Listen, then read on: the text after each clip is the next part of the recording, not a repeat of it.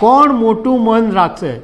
શું ભાજપ મોટું મન રાખીને પરસોત્તમ રૂપાલાને હટાવશે કે ક્ષત્રિયો મોટું મન રાખીને રૂપાલાને માફ કરી દેશે?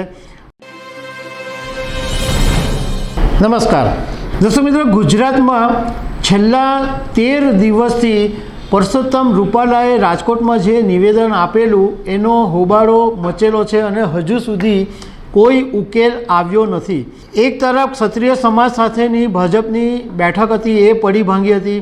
એ પછી પરસોત્તમ રૂપાલા દિલ્હી જઈને આવ્યા અને ગઈકાલ પછી એમના તેવરમાં થોડોક ફરક દેખાયો અને આજે એમણે રાજકોટની અંદર ક્ષત્રિય સમાજના કુળદેવી આશાપુરા માતાના દર્શન કરીને પ્રચાર પણ શરૂ કરી દીધો છે.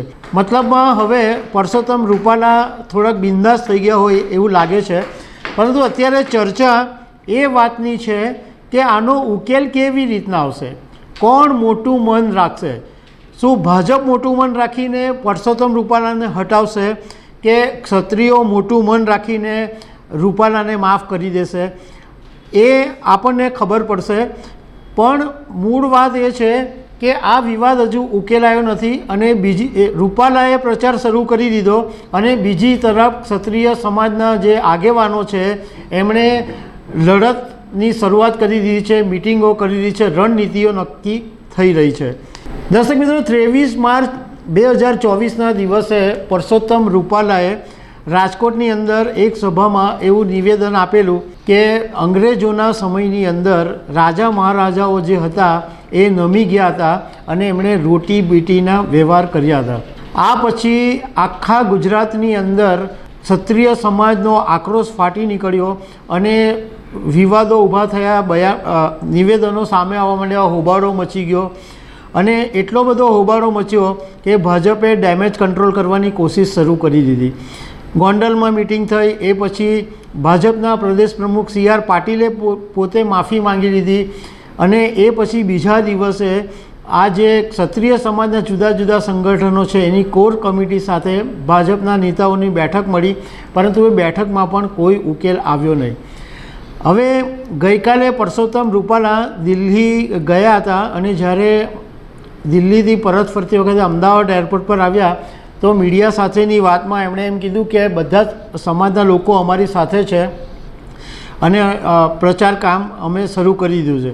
અને આજે રાજકોટની અંદર ક્ષત્રિય સમાજના કુળદેવીનું મંદિર છે આશાપુરા માતાનું, ત્યાં આગળ પરસોત્તમ રૂપાલા દર્શન કરવા ગયા અને ફૂલહાર ચડાવ્યા અને એ પછી એમણે પોતાના પ્રચારની શરૂઆત પણ કરી દીધી છે.